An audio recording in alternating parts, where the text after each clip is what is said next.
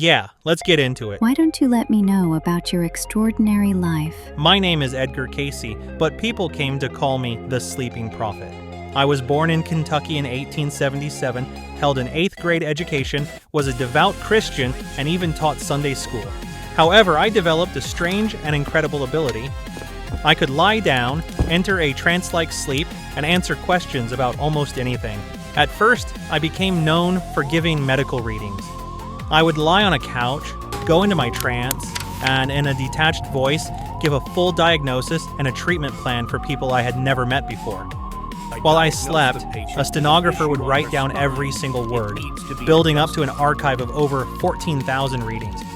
The thing is, my waking self had zero medical training. I knew nothing of anatomy or pharmacology. Yet in my trance state, I would prescribe incredibly detailed treatments, listing specific, often obscure, ingredients in precise combinations. This gift, if you can call it that, came at a great personal cost. My life changed when a man named Arthur began asking me about more philosophical matters.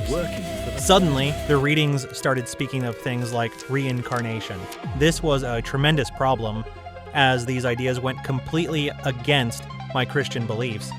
I was so shaken by this conflict that I almost stopped giving readings entirely. Eventually, I came to reframe these concepts. I started to see life not as a single test, but as a long, continuous spiritual school. Now, not everything I did was a psychic miracle. There were clear failures. If you asked me to find buried treasure or predict where to drill for oil, I was usually wrong. I tried to find missing people, but that didn't work either. It seemed there was a pattern. Decades after my time, a researcher named Stephan Schwartz would look at this very pattern.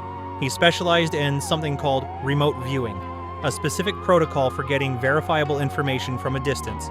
He suggested that perhaps what I was doing, all on my own with no training, was an early raw form of this remote viewing.